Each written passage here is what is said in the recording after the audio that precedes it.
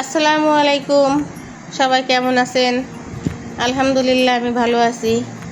তা আমি এখন টাকি মাছ দিয়ে মুথা কচু করব, চচ্চড়ি করব। মুথা কচু মানে ওই যে কচুর মুখির যে মুথাটা, সেটা চিকন করে কুচাইছি, ওইটা চচ্চড়ি করব। তো আমি এখানে পেঁয়াজ মরিচ মশলাগুলো দিয়ে রসুন বাটা, তারপরে হলো গিয়ে জিরা বাটা দিয়ে আমি মশলাটা কষিয়ে নিলাম। একটু পানি দিয়ে নিলাম আমি, দিয়ে এবার আমি হলুদের গুঁড়া দিব, মরিচের গুঁড়া দিব, লবণ দিব। আমি একটু হলুদটা দেওয়ার পরে একটু কালারটা দেখি যে মশলার কালারটা কেমন হয়েছে, পরে লাগলে দেই, আবার না লাগলে দেই না। এরপর আমি মরিচের গুঁড়া দিয়ে দিব।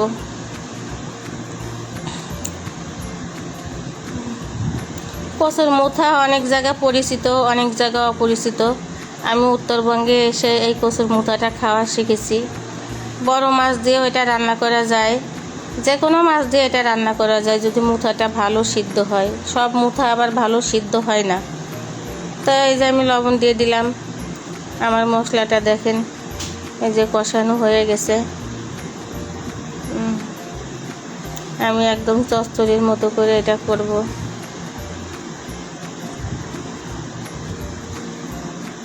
উত্তরবঙ্গে এসে অনেক রকম এদিকে দেশেরও রান্নাবাড়া শিখেছি, সেগুলো আমি সবটাই ট্রাই করি, খাই।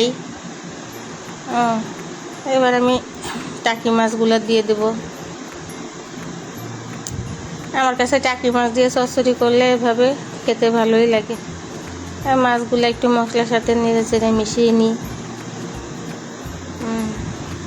আপনারাও ট্রাই করে দেখেন, এটা খেতে ভালোই লাগবে। আর আমার মাছটা কষানো হয়ে গেছে।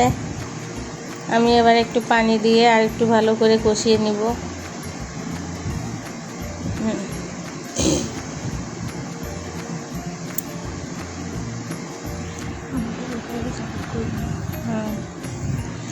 যদি আমার রান্না আপনাদের পছন্দ হয় তাহলে আমাকে একটু সাপোর্ট দিয়েন।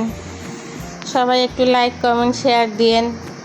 এই যে এবার আমার কচুর মুথাটা আমি দিয়ে দিব। দেখেন আমি আলুর মতো করে চিকন করে কুচিয়ে নিয়েছি মুথাটা এত ভালো, অনেক সুন্দর সিদ্ধ হয়।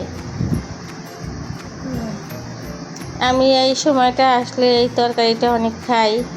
আমি রুই মাছ দিয়ে, বড় অন্য মাছ দিয়েও এই কচুর মুথাটা রান্না করে খাই। আমাকে খেতে ভালো লাগে। রান্না তো সবাই পারে, কিন্তু এক এক দেশে এক এক রকম রান্না করা। আমি ঢেকে দিয়ে কিছু সময় জাল করলাম। এখন এই যে দেখেন, আমি আবার একটু ঢাকনাটা উঠিয়ে আবার দেখলাম এটা কেমন হয়েছে। তো এইভাবে আমি মশলার পরে এই পানির মধ্যেই কিছু সময় ভালোভাবে নাড়িয়ে চাড়িয়ে নেব।